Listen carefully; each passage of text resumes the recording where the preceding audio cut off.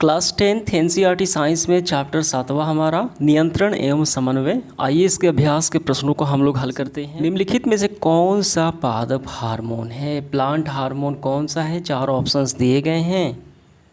तो ऑप्शन में हम देखते हैं साइटोकाइनिन, जो कोशिका विभाजन में कार्य करता है प्लांट में, ये क्या है? ये एक प्लांट हार्मोन है। ऑप्शन नंबर डी बिल्कुल हमारा सही हो गया। इसके बाद देखिए दूसरा, 2 तंत्रिका कोशिकाओं के मध्य खाली स्थान को कहा जाता है, क्या कहा जाता है? तो यहाँ पे नज़र डालिए, 2 तंत्रिका कोशिकाओं के जो खाली स्थान यहाँ पे होते हैं उसे तंत्रिकाक्ष कहा जाता है, और इसे अन्य नाम से जाना जाता है एक्सान कहें या तंत्रिकाक्ष कहें, एक ही बात है। नंबर सी हमारा बिल्कुल सही हो गया। इसके बाद देखिए तीसरा, मस्तिष्क उत्तरदायी है। मस्तिष्क जो है रिस्पॉन्सिबल है किसके लिए? सोचने के लिए, हृदय स्पंदन, हृदय गति के लिए, शरीर का बैलेंस बनाने के लिए, उपरोक्त सभी क्रियाओं के लिए मस्तिष्क उपयोगी होता है, उत्तरदायी होता है। ऑप्शन नंबर डी हमारा बिल्कुल सही हो गया। इसके बाद देखिए सब्जेक्टिव क्वेश्चन क्या है हमारा, हमारे शरीर में ग्राही का क्या कार्य है, वो हमें बताना है। ग्राही तंत्र का क्या कार्य है? ऐसी स्थिति पर विचार कीजिए जहां ग्राही उचित कार्य करना बंद कर दे। अगर ग्राही कार्य करना बंद कर दे तो क्या समस्याएं उत्पन्न हो जाएगी?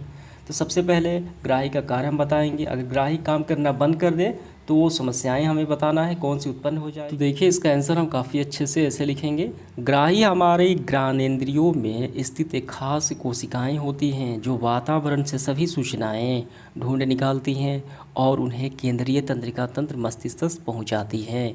यदि कोई ग्राही उचित प्रकार से कार्य नहीं करेगी तो उस ग्राही द्वारा एकत्र की गई सूचना मस्तिष्क तक नहीं पहुँच पाएगा। उदाहरण के लिए देखिए, जीवा द्वारा जीव नमकीन जो है, मीठा नमकीन स्वाद का पता नहीं चलेगा। अन्य बहुत सारे हैं। प्रकाश का नियंत्रण, प्रकाश कम या ज़्यादा, उसकी सूचना मस्तिष्क तक नहीं जा पाएगी, स्पर्श की नहीं जा पाएगी। तो यही ग्राही का काम है। ये आपका पूरा आंसर हो गया फाइनल। बढ़ते हुए चौथा सवाल, एक तंत्रिका कोशिका यानी न्यूरॉन की संरचना हमें बनाना है, और इसके कार्य का वर्णन करना है। आइए बनाते हैं। ये रहा न्यूरॉन या तंत्रिका कोशिका, यही पिक्चर हमें बनाना है। तो इस तरीके से हम बनाएंगे। देखिए इसके बीच वाले भाग को क्या कहा जाता है? केंद्रक कहा जाता है या केंद्रिका कहा जाता है, और इसे तंत्रिकाक्ष या इसे अन्य नाम से भी जानते हैं, एक्सान भी कहा जाता है या तंत्रिकाक्ष भी कहा जाता है, और इसे तंत्रिका का अंतिम सिरा और इसे द्रुमिका कहा जाता है। इस तरीके से आपको ये डायग्राम बना लेने हैं। अब इसके कार्य हम लोग लिखेंगे। देखिए यहाँ पे कार्य वर्णन किया गया है। आइए इसके कार्य हम लोग लिखते हैं। तो न्यूरॉन के कार्य हम इस तरीके से लिखेंगे। देखिए सबसे पहले हमें लिखना है, न्यूरॉन के कार्य लिख के डैश देना है।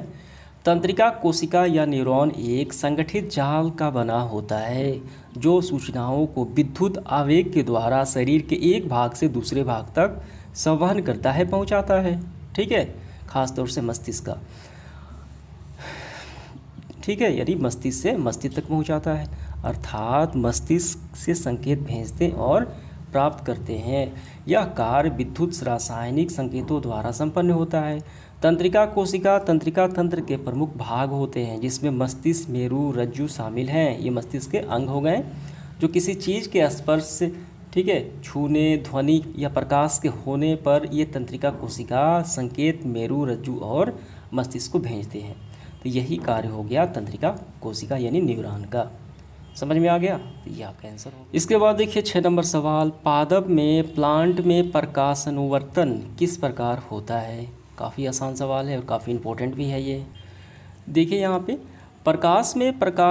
देखिए प्लांट में प्रकाशानुवर्तन क्रिया क्या होती है कि कोई भी जो प्लांट होता है अंधेरे में अगर रख दिया जाए और एक स्रोत से प्रकाश आता हुआ प्रतीत हो तो वो प्लांट प्रकाश की गति की ओर गति करता है, यानी उसका शीर्ष भाग जो है ऑक्सीजन हार्मोन होते हैं वो प्रकाश की गति की ओर बढ़ता है और जड़ प्रकाश के विपरीत दिशा में बढ़ता है, और ये कहलाती है प्रकाशानुवर्तन।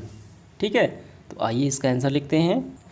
देखिए इसका आंसर इस तरीके से हम लोग लिखेंगे, पादप प्रकाशानुवर्तन। पादप में तने प्रकाश की दिशा में मुड़कर वृद्धि करते हैं यानी शीर्ष भाग, तथा जड़ प्रकाश के विपरीत दिशा में मुड़कर अनुक्रिया करते हैं जो प्रकाशानुवर्तन कहलाता है। दूसरे शब्दों में हम इसको ऐसे भी लिख सकते हैं, प्रकाश स्रोत की दिशा में पादप की गति करना प्रकाशानुवर्तन कहलाता है। समझ में आ गया? तो ये आपका आंसर हो गया। इसके बाद देखिए 7वां सवाल क्या है, मेरु रज्जु आघात में किन संकेतों के आने में व्यवधान होता है। तो इस सवाल का क्या मतलब समझ में आया। देखिए, मस्तिष्क का एक भाग होता है मेरु रज्जु। आघात मतलब चोटिल हो जाना, बाहरी प्रहार करना। जब ये किसी कारणवश चोटिल हो जाता है, काम करना बंद हो जाता है, आघात पहुंचता है, तो किन संकेत मस्तिष्क में आने में बाधा पहुंचती है, कौन से इसके कार्य रुक जाएंगे, ठीक है, वो हमें बताना है। देखिए यहाँ पे मस्तिष्क का भाग ये रहा मेरु रज्जु। अगर किसी कारणवश ये चोटिल हो जाए, नुकसान हो जाए, तो कौन सा संकेत मस्तिष्क में रुक जाएंगे, बाधा पड़ जाएगी, वही बताना है हमें। तो इसका आंसर देखिए, हम ऐसे लिखेंगे, मेरु रज्जु आघात यानी चोट से निम्न क्रियाएं प्रभावित होंगे। पहला, प्रतिवर्ती क्रिया मेरु रज्जु द्वारा नियंत्रित होता है जो नहीं हो पाएंगी। देखिए, प्रतिवर्ती क्रिया का क्या मतलब है। अगर अचानक कोई ठंडा गर्म कोई भी चीज़ अचानक स्पर्श हो जाए पैरों में, तो पैर अचानक पीछे हट जाते हैं, वही कहलाती है प्रतिवर्ती क्रिया। तो इसका नियंत्रण कौन करता है, मेरु रज्जु करता है, ठीक है। तो दूसरा देखिए, ज्ञानेंद्रियों से आने वाली सूचनाएं जो होती हैं, आवेग जो होती है, मस्तिष्क तक नहीं पहुंच पाएंगी। जो ज्ञानेंद्रिय सूचनाएं होती है, जैसे जीवा का स्वाद हो गया, मीठा नमकीन वो हो गया, ठीक है। अब इसके बाद तीसरा, मस्तिष्क की सूचना विभिन्न अंगों तक नहीं पहुंच पाएंगी। ये 3 कार्य बाधित होंगे मेरुरज्जु के आघात होने से। समझ में आ गया, आपका आंसर हो गया। इसके बाद देखिए आगे बढ़ते हुए हम 8वां सवाल, पादप में प्लांट में रासायनिक समन्वय किस प्रकार होता है। हम सभी जानते हैं प्लांट हार्मोन के द्वारा होता है। आइए इसका आंसर लिखते हैं। तो इसका आंसर हम लिखेंगे, प्लांट में पादप में रासायनिक समन्वय जो है, तालमेल जो है, नियंत्रण जो है, वो प्लांट हार्मोन के द्वारा संपन्न होता है। ये हार्मोन पौधे की वृद्धि, विकास, पर्यावरणीय अनुक्रिया से समन्वय में क्या करते हैं, सहायता करते हैं, तालमेल बैठाते हैं।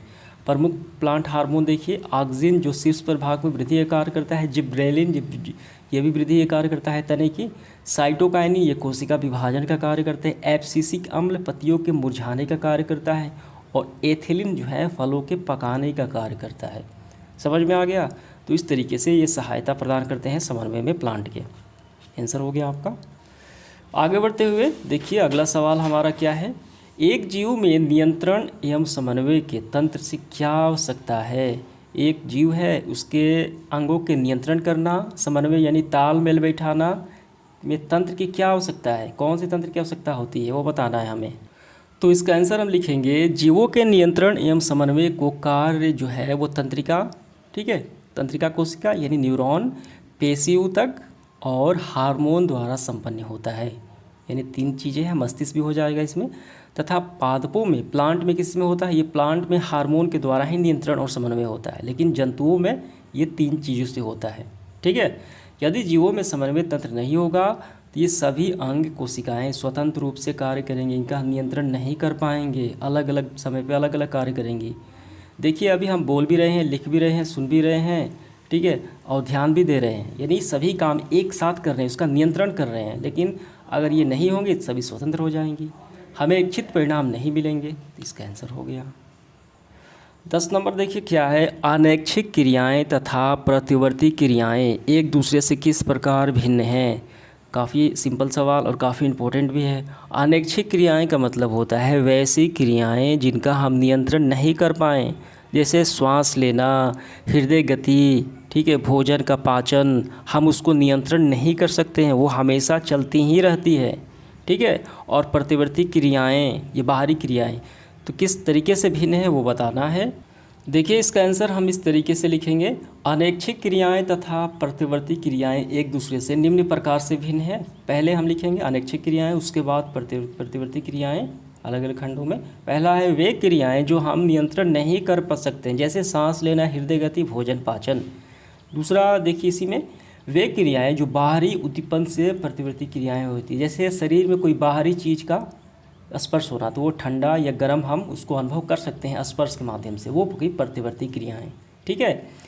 अब इसके बाद दूसरा देखिए क्या है अंतर, इसका नियंत्रण जो है कौन करता है, पश्च मस्तिष्क करता है, पीछे वाला मस्तिष्क स्थित मेडुला करती है, ठीक है। मेडुला जो पश्च मस्तिष्क में स्थित एक अंग है, मेडुला, वो इसका नियंत्रण करती है, ठीक है। और इसका नियंत्रण मेरुरज्जु द्वारा होता है। अगर मेरुरज्जु में आघात पहुंच जाए तो इसका हम अनुभव नहीं कर सकते हैं। समझ में आ गया। तो ये आपका आंसर हो गया फाइनली। 11 नंबर देखिए, जंतुओं में नियंत्रण, अंगों के नियंत्रण, ठीक है, और समन्वय तालमेल के लिए तंत्रिका तथा हार्मोन क्रियाविधि की तुलना हमें करना है। तो देखिए जंतुओं में होता है तंत्रिका और तंत्रिका के माध्यम से नियंत्रण और समन्वय, और प्लांट में किस में होता है हार्मोन के माध्यम से। तो दोनों में हमें तुलना करना है। तो इसका आंसर हम ऐसे लिखेंगे, तंत्रिका नियंत्रण तथा हार्मोन नियंत्रण की तुलना। तंत्रिका नियंत्रण और हार्मोन समन्वय और नियंत्रण। देखिए यहाँ पे तंत्रिका नियंत्रण और समन्वय यह न्यूरॉन से बना होता है, ये न्यूरॉन द्वारा संपन्न होता है, ये स्रावित कोशिकाओं में ये ग्रंथियों से बना होता है, ठीक है। और दूसरा, सूचना जो है विद्युत आवेग से संचालित होती है, मस्तिष्क तक पहुंचती है, तभी नियंत्रण होता है अंगों पर। और इसमें सूचना देखिए प्लांट में कैसे होता है हार्मोन के द्वारा, इसमें सूचना अंतस्रावित ग्रंथियों, हार्मोन, रक्त और अंगों द्वारा पहुंचता है। देखिए ये मानव में भी होता है हार्मोन, ठीक है, इससे भी नियंत्रण होता है। दूसरा है आवेग तेज और कम समय के लिए होता है, और इसमें धीमी और लंबे समय के लिए होता है। अगर कोई चीज़ हमारे पैरों में ठंडा या गर्म जो स्पर्श हो जाए तो काफ़ी तेज़ी से हम पीछे खींच लेते हैं, तो ये कम समय के लिए होता है इसके, लेकिन काफ़ी तेज़ होता है, और ये धीमी होता है और लंबे समय तक होता है, ठीक है। इसके बाद देखिए इसका मुख्य अंग कौन सा है, मस्तिष्क है, कंट्रोल करता है। और इसका मुख्य अंग कौन सा है हार्मोन का, पीयूसी ग्रंथि, अधिविक और अंतस्रावी ग्रंथियाँ होती हैं। समझ में आ गया दोनों में अंतर।